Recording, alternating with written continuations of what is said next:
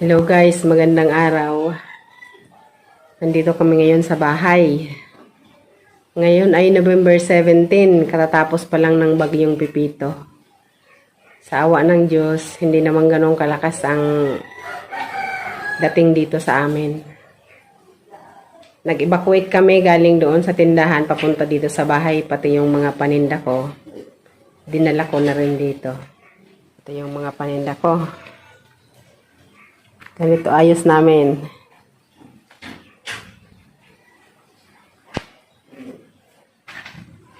Pati yung rep, inuwi muna namin dito. Baka bumaha na naman kagaya ng dati.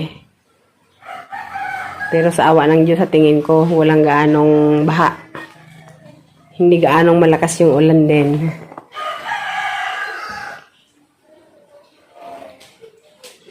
Pati si Murat, sinama namin. Ito si Marle, dito yan, taong bayan. Pantayan dito sa bahay, hindi ganong napapakain, kaya ganyan kapayat. Ngayon lang kami nagkakasama-sama. Good morning guys. Kahit medyo binagyo, Bicol. Medyo okay lang kahit hindi ganong malakas yung hangin at ulan. Pero ba pa rin yung ilaw? Bumaha pa rin, pero hindi ganong sa bahay ngayon, sa mainit. Maya-maya siguro ako mga panangalihan makapunta ng kuko. Kaya ano pa, malamig pang panahon. Salamat at hindi ganong malakas yung bagyo. Kasi kung malakas, mga nyug na yan, laylayan lahat ng ano yan. Siguro makalahati lang yung lakas ng hangin. Salamat sa lahat. Pero baka may mga lugar na napuruhan yun, kawawa yung mga tabing dagat. Tanduhan siguro kasi huwag doon ang unang landfall eh. Yung bayan namin, Lagunoy, ano lang yung mga pakunti-kunti lang. Ano yun, Rene? Rene ka ng maray. Mga pakunti-kunting kahoy ang nabalit sa nga, may nabuwal. Pero hindi ganong ang kalakihan ng pinsala. Dahil kung malakas, yung mga poste ng kuryente, kahit bakal, bali-bali yan. Tumba. Oo, tumba yan. Hambalang yung kalsada. Ngayon, ano lang, baka ilang araw, baka may kuryente na. Maya-maya, pupunta ng kubo. Ayusin ko muna yung likod kay light materials lang ang ano dyan. Mga nakakabit kaya sira. Gumungan yung mga segunda mano ng hiyero. Naulan pa. Para hindi lang mabasa tong pintuan namin. Yung pintuan kasi namin mabasa. O, ayan, ganun. Ay, Ilay, pasok! Si Ilay, lumabas na. Ilay! Si Ilay, inuwi namin dito. Ah, yung pagkain pala dyan. Sige na, kainin mo. Si Ilay, inuwi namin dito.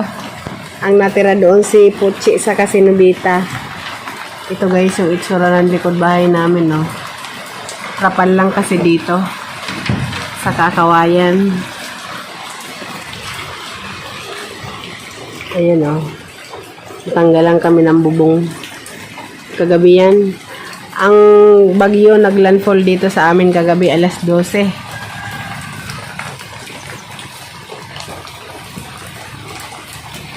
Ito lang naman, malagyan lang tong tapat ng pinto para hindi laging basa tong pinto. Namin basa.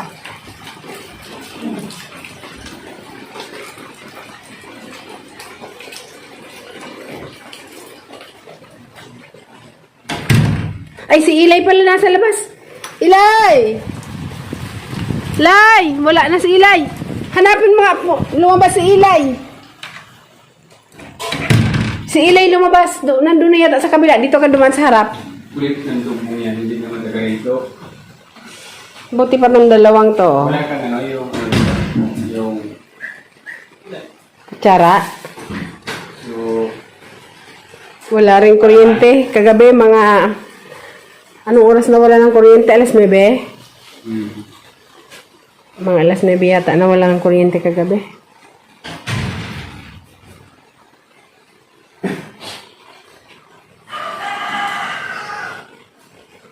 Ano hinahanap mo? Palaman dia. May mekanismo. Nakita mo si Ilay? Andito, palaman. Ay, nandito palaman, oh.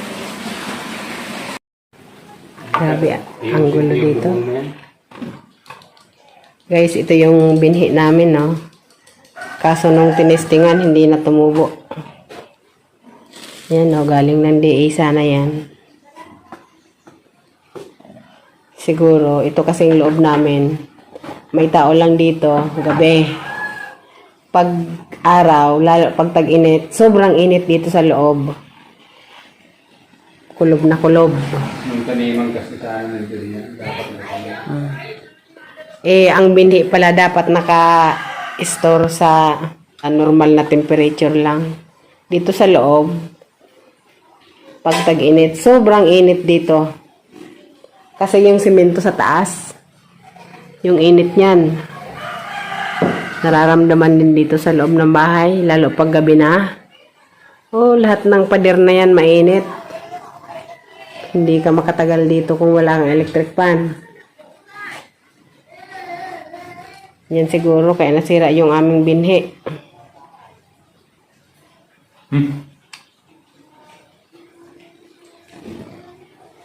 Tatlong araw na yan. Suma na yan, hindi pa nakapanis, no? Si Ilay pala to? Oo.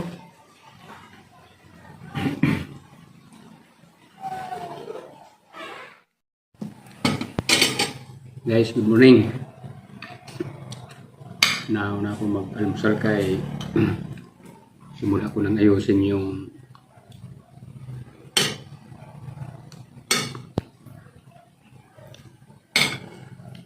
bubong ko dyan sa likod. Trapa lang kasi yan, may kalubaan na kapunit-punit. Ilagay ko muna yung ihiro ko dyan luma. May masilungan lang yung aso ko ritong natira. Bantay dito yung isa kong aso. Sira yung kapal. Katapos, yun ang pas. Tindahan. Kapal din yun. Yung usok-usok kapal yun. Pagdating ng bagyo. Madaling ibubong. Madaling rin masira. Katapos ko rito, mamayang pagkapanangalian, punta na ako ng kubo. Pag medyo tansyahin kung mababaw-babaw na yung tubig, doon na uli ako titira. Pag walang balitang malakas-lakas na bagyo, hindi naman bihira umuwi dito pag walang mga masamang panahon. Uwi ng uwi, kakapagod mo lang. Sana wala nang bagyo sumunod.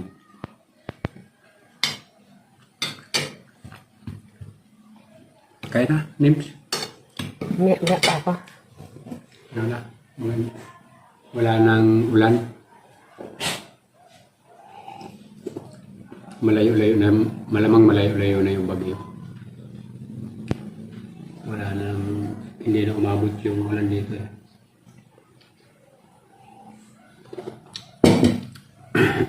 Ito ang mahirap ng ang pinupuntahan naming bahay, 3. Kubo, islas bahay. Tindahan, islas bahay. Puro hindi tapos. Mahirap. Bahay namin hindi rin to gaanong tapos pa. Basta lang matirhan na. Pero safe na kami dito pag bagyo. Hindi na kami mababasa. Hindi na rin matutuklap yung bubong. Baka pag nakatapos na sila kambal, mapaayos na lahat. Kasi bahay namin kahit medyo hindi pa tapos, kahit pa paano matibay-tibay, kahit alam ko na ang bagyo rito napakalakas. Kaya bato na rin yung bubong.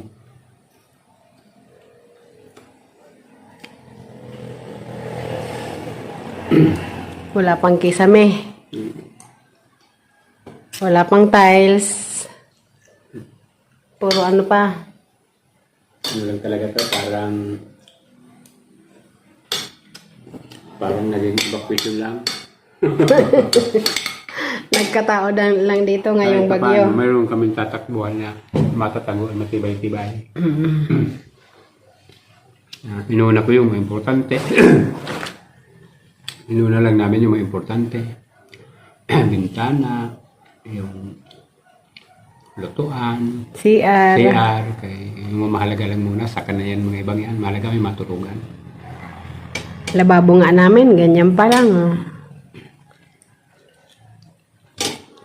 Mausok kasi nag-iinit ako ng tubig. Dahil sa laging walang tao dito, anay na gustong tumira. Bubuhusan ko muna ng mainit na tubig. Nasa lupa. Yan o. Tumutubo yan o. Sandali lang, tutubo na lupa na naman. Bubuhusan natin ng tubig na mainit. Buti na lang yung mga kahoy namin yan, yung pinto, yung kisame, yung mga ano yan, dos por dos na yan. Lahat yan naanuhan ng sulignom, nalagyan ng sulignom, kaya hindi naman inaanay. Kaso dito sa baba na to, diyan na gustong tumira yung anay, kaya bubuhusan natin ng mainit na tubig. May tira pa ba tong sulignom mo? Ay, parang wala na. Wala na. Ito si Marle, siya tao dito, siya bantay dito. Kaso, bihira yatang mapakain ni Kambal yan. Tingnan mo naman. Malaki na lang yung... Iitik ng gutom yan. Oo. Kaya natulungan. Utong lang malaki. Ano ba yan? Bakit ganyan, Marle? Pagkain ng turo, kawawa ko naman. Si Murat naman ayon. Si Murat. Pag uwi dito ba, laging pakainin ng tudo. Di bali, isang araw, isang kain, basta tudo ang kain. Ayan si Murat. Okay lang yan si Murat. Pag Sagana sa pagkain. Yan, lagi nagugutom, lagay na yan. Sagana sa pagkain si Murat. Si Ilay, kasi maliit pa siya. Ang inaalala namin baka ginawin ng todo dun sa kubo, kaya inuwi muna namin. Pero pagbalik namin doon, isasama na namin yan. Gusto niya laging kung saan-saan pumunta. Hindi naman siya taga rito. Ilay, di ba? Hindi ka naman taga rito. Lakwatsa ka ng lakwatsa.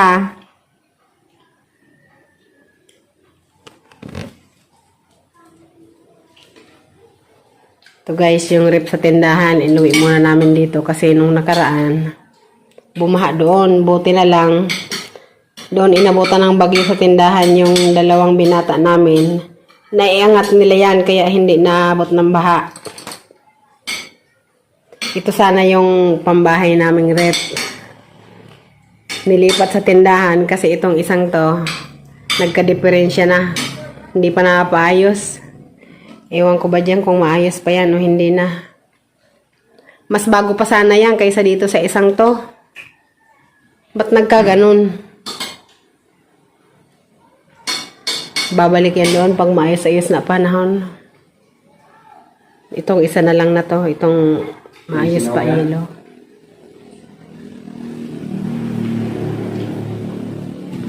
Singaw ka. Ito may singaw yan.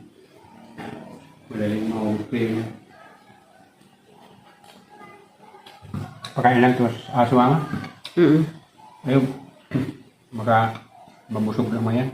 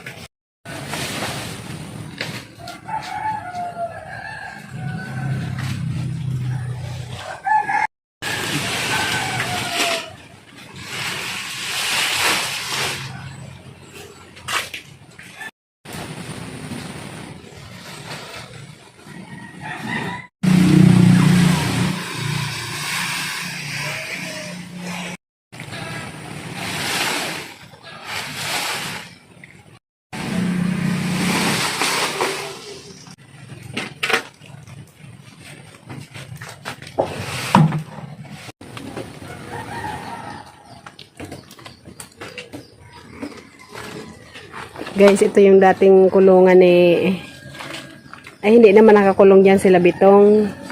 Si Nobita sa Kasimarga. Diyan sila dati nakatira. Ngayon, ano tawag dyan, nakahilig na. Kuha ng bagyo.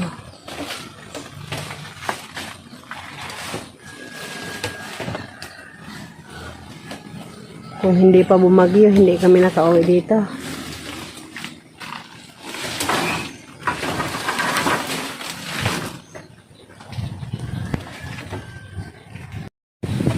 Dati, yung mga itik namin dyan nakakulong.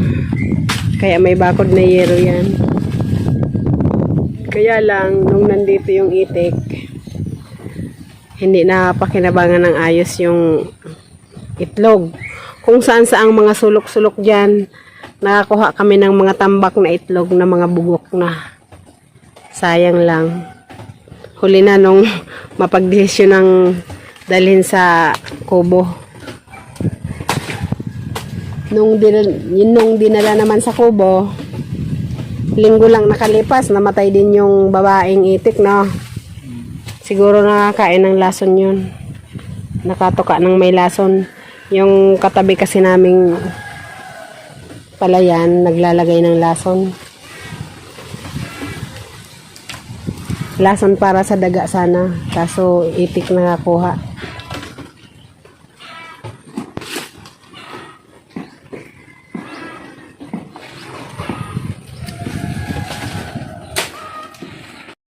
Itong palaya namin, pinatraktor na to.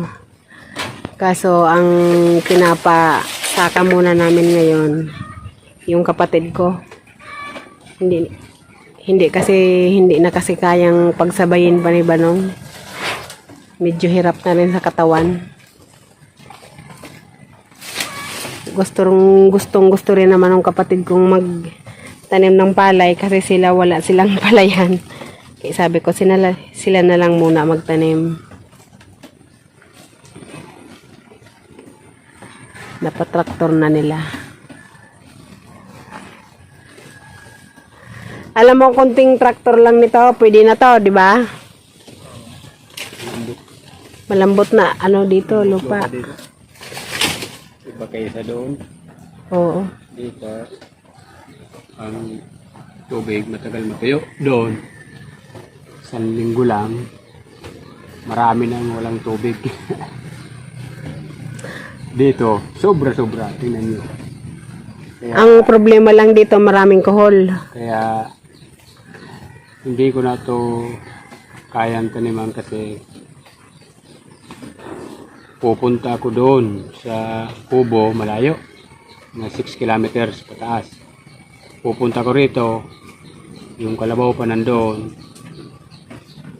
Kailangan ito kasi pag ganyan tagulan, mapupulutan mo ng kuol. Kuol dito ang kalaban, yung kuol. Kaya, paano ko mapupulutan? Doon, may tanim ako roon. Sila kambal, hindi naman makabantay doon kay May pasok. may pasok. Kaya, doon, sayang naman iwanan ko, mas malawak yun doon. Kaya yung kapatid na lang naman siya magtatanim. Gum, yung pang Ito kasi apaw na apaw ang tubig. Kailangan mapulutan mo ng kulyang. Pag hindi, naku po, pag kaumagahan, wala na yung pala. Tubig. yung pangsalok natin sa balon, no? Nandoon na. Tubig na yan, no? Talagang ulo. Pag tag-ulan kasi dito, bagsakan ng tubig.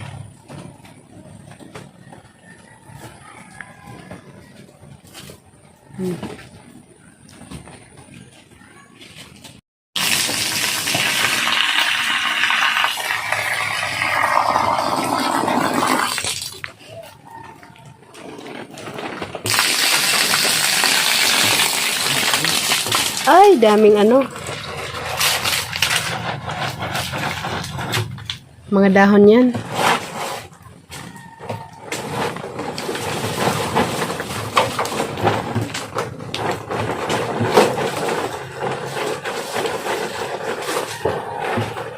Maganda sana kung Makongkrito na rin to para pag ganitong may masamang panahon. Hindi na ganun ka ano. Hindi na masira.